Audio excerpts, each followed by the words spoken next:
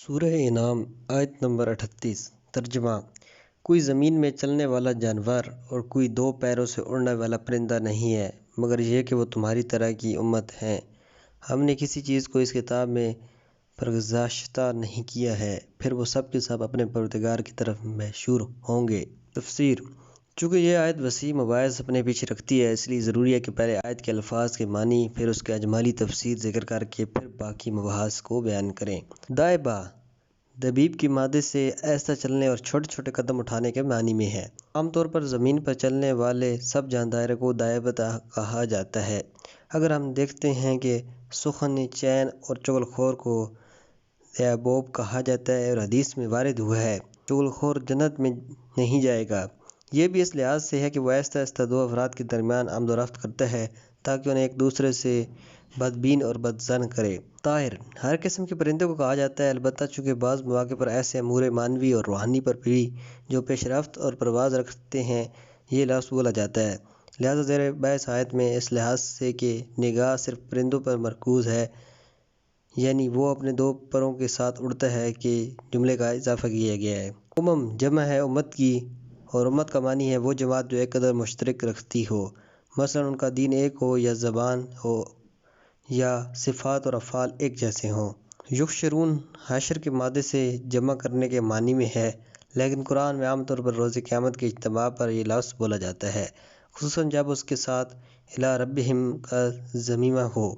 گزشتہ آیات مشرکین کے بارے میں بحث کر رہی تھیں اور انہیں اس انجام کی طرف جو انہیں قیامت میں پیش آئے گا متوجہ کر رہی تھیں۔ اب یہ آیت تمام زندہ موجودات اور تمام قسم کے حیوانات کی عام حشر و نشر اور قیامت میں اٹھنے کا بیان کر رہی ہے۔ پہلے فرمایا گیا ہے کوئی زمین پر چلنے والا جانور نہیں اور کوئی دو پروں سے اڑنے والا پرندہ نہیں مگر یہ کہ وہ بھی تمہاری طرح کی امت ہے،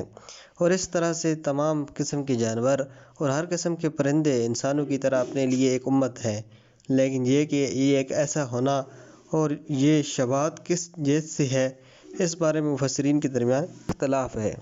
بعض ان کی انسانوں سے شباہت خلقت کے تعجب خیز اثرات کی جنس سے سمجھتے ہیں، کیونکہ دونوں ہی خالق اور افریدگار کی عظمت نشانیاں اپنے ساتھ لی ہوئی ہیں۔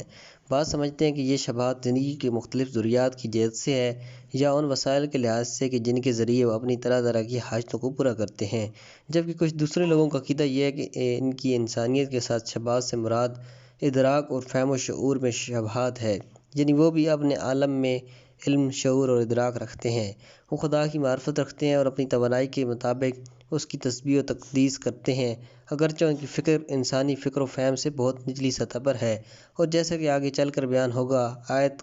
کا ذیل آخری نظریے کو تقویت دیتا ہے۔ پھر بعد کے جملے میں ہے ہم نے کتاب میں کسی چیز کو فرگزشت نہیں کیا ہے۔ ممکن ہے کہ کتاب سے مراد قرآن مجید ہو کہ تمام چیزیں یعنی وہ تمام امور جو انسانوں کی تربیت اور ہدایت اور تکامل اور ارتقاء سے مربوط ہیں اس میں موجود ہیں، البتہ بعض اوقات کلی صورت میں بیان ہوئے ہیں، جیسے ہر قسم کے علم و دانش کی طرف دعوت، اور بعض اوقات جزئیات کو بھی بیان کیا گیا ہے، جیسے بہت سے احکام اسلامی اور مسائل اخلاقی۔ دوسرا احتمال یہ ہے کہ کتاب سے مراد عالم ہستی ہو، کیونکہ عالم افرازانش ایک عظیم کتاب کی مانند ہے کہ جس میں تمام چیزیں آگاہی ہیں اور کوئی چیز اس میں فرگزر نہیں ہوئی۔ اس بات میں کوئی امر مانع نہیں ہے کہ آیت میں دونوں تفاسیر ہی مراد ہوں، کیونکہ نہ تو قرآن میں مسائل تربیتی اور فرگزار ہوئے ہیں اور نہ ہی عالم افرازانش و خلقت میں کوئی نقص، کمی اور کسر رہ گئی ہے، اور آیت کے آخر میں وہ تمام خدا کی طرف قیامت میں جمع ہوں گے۔ ظاہر ہے کہ ہم کی ضمیر اس جملے میں تمام چلنے والے جانوروں اور پرندوں کی تمام اصناف اور انواع اقسام کی طرف لوٹتی ہے، اور اس سے قرآن ان کے لیے بھی قیامت میں محشور ہونے کا قائل ہوا ہے، اور زیادہ تر مفسرین نے اسی مطلب کو قبول کی ہے کہ تمام قسم کے جاندار حشر و نشر، جزا و سزا رکھتے ہیں۔ صرف بعض اس کے منکر ہوئے ہیں اور انہوں نے اس آیت کی اور دوسری آیات کی ایک اور طرح توجیہ کی ہے، مثلا انہوں نے کہا ہے کہ حشر الی اللہ سے مراد زندگی کا ختم ہونا اور موت ہے، لیکن جیسے کہ ہم اشارہ کر چکے ہیں قرآن مجید میں اس تعبیر کا ظاہر وہی قیامت میں حشر و نشر کا ہونا اور دوبارہ زندہ کر کے اٹھائے جانا ہے۔ اس بنا پر آیت مشرکین کو آگاہ کر رہی ہے کہ وہ خدا جس نے تمام قسم کے جانوروں کو پیدا کیا، ان کی ذریات کو مہیا کیا اور ان کے تمام افعال کا نگران ہے، اور ان سب کے لیے اس نے حشر و نشر قرار دیا ہے، کیسے ممکن ہے کہ وہ تمہارے لیے حشر و نشر قرار نہ دے؟ اور بعض مشرکین کے قول کے مطابق دنیاوی زندگی اور اس کی حیات و موت کے سوا اور کچھ بھی نہیں ہو۔ چند قابل غور باتیں۔ نمبر 1، کیا جانوروں کے لیے بھی حشر و نشر ہے؟ اس میں شک نہیں کہ حساب و کتاب اور جزا و سزا کے لیے پہلی شرط مسئلہ عقل و شعور ہے، اور اس کے بعد فرائض کا وجوب اور جواب دہی کی ذمہ داری ہے۔ اس عقیدے کی طرفدار کہتے ہیں کہ ایسے ثبوت موجود ہیں کہ جو اس بات کی نشاندہی کرتے ہیں کہ جانور بھی اپنی مقدار اور اندازے کے مطابق فہم و ادراک رکھتے ہیں۔ من جملہ ان کے یہ ہے کہ بہت سے جانوروں کی زندگی ایسے تعجب انگیز اور پرکشش نظام کے ساتھ ملی ہوئی ہے جو ان کے فہم و شعور کی سطح اعلیٰ کو واضح کرتی ہے۔ کون ایسا شخص ہے کہ جس نے چیونٹیوں اور شہد کی مکھیوں اور ان کے عجیب و غریب تمدن اور ان کے چھتے اور بلوں کے تعجب انگیز نظام کی باتیں نہ سنی ہو اور ان کے تحسین آمیز اور ادراک و شعور پر آفرین نہ کہی ہو؟ اگرچہ بعض حضرات اس بات کی طرف مائل ہیں کہ ان تمام باتوں کو ایک فطری اور طبی الہام جانیں،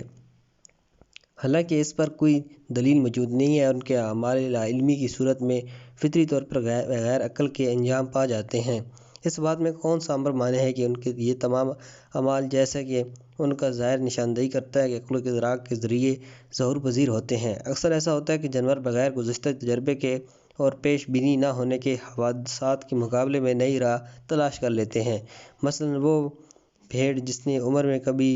بھیڑیے کو نہیں دیکھا، جب پہلی بار اس کو دیکھتی ہے تو اچھی طرح اسے دشمن کے خطرناک ہونے کی تشخیص کر لیتی ہے اور جس ذریعے سے ہو سکے اپنے دفاع اور خطرے سے نجات کے لیے کوشش کرتی ہے۔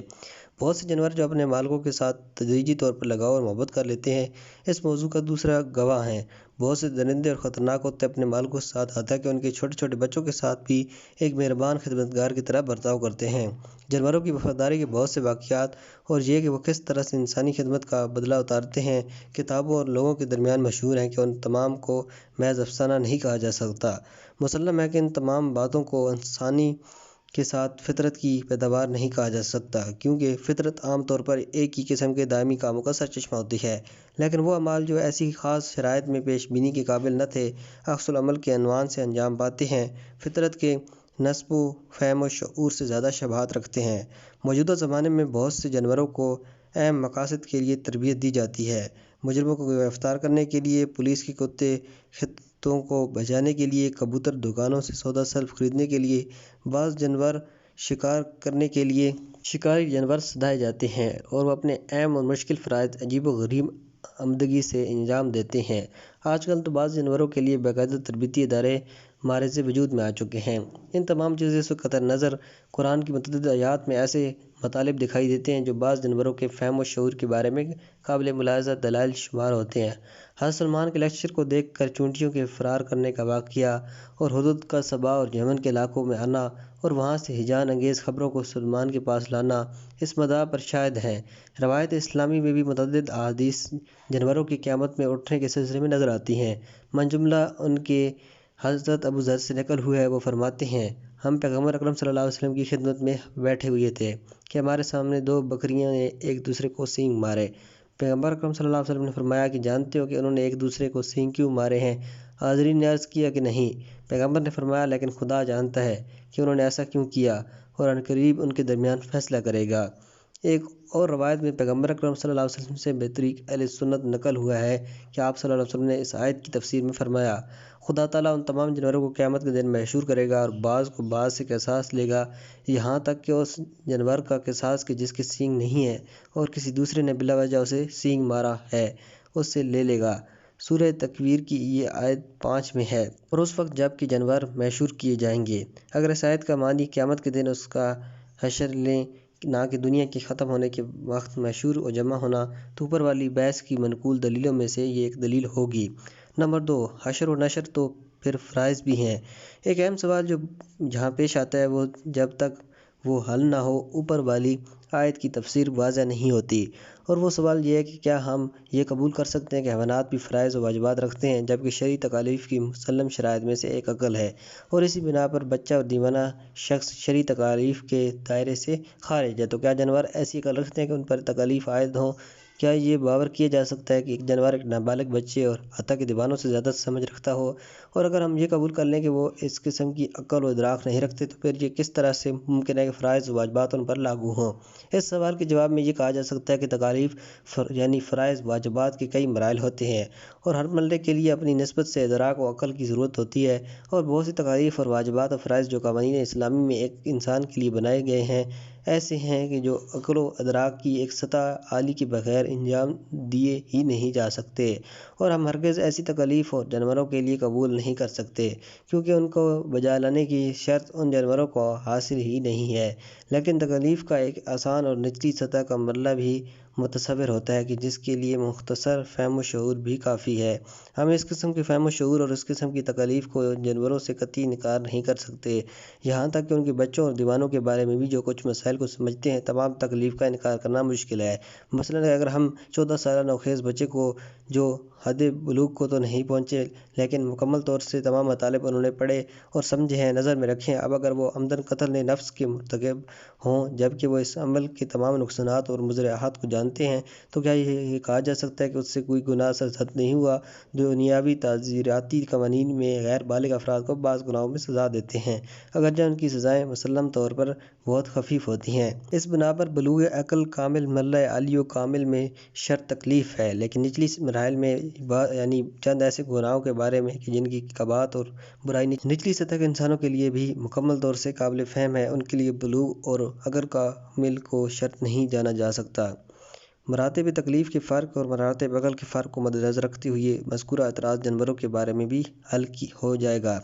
نمبر 3، کیا یہ آیت تناسخ کی دلیل ہے؟ تعجب کی بات ہے کہ یہ ہے کہ تناسخ کے بیہودہ عقیدے کے بعض طرفداروں نے اس آیت سے اپنے مسلک کے لیے استدلال کیا ہے اور انہوں نے یہ کہا کہ یہ آیت یہ کہتی ہے کہ یہ جانوروں بھی تمہاری طرح امتی ہیں، جبکہ ہم جانتے ہیں کہ وہ ذاتی طور پر ہماری طرح نہیں ہیں۔ تو اس بنا پر یہ کہا جا سکتا ہے کہ انسانوں کی روح بدن سے جدا ہونے کے بعد جانوروں کے بدن میں چلی جاتی ہے اور اس کے ذریعے سے وہ اپنے بعض برے اعمال کی سزا پائیں گے۔ لیکن اس بات کے علاوہ کہ عقیدہ تناسخ قانون ارتقاء اور عقل و منطق کے خلاف ہے اور اس سے قیامت و معاد کا انکار لازم آتا ہے، جیسا کہ اپنے مقام پر ہم نے اسے تفصیل کے ساتھ بیان کیا ہے۔ اوپر والی آیت کسی طرح بھی اس مسلک پر دلالت نہیں کرتی کیونکہ جیسا کہ ہم بیان کر چکے ہیں کہ مجتمعات حیوانی کئی جہت سے انسانی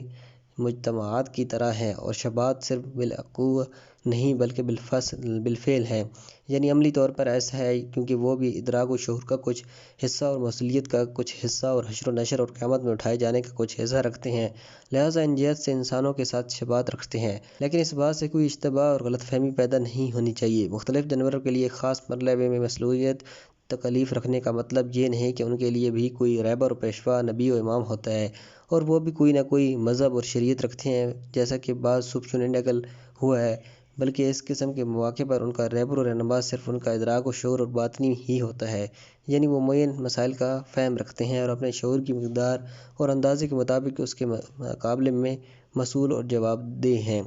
والسلام علیکم ورحمۃ اللہ۔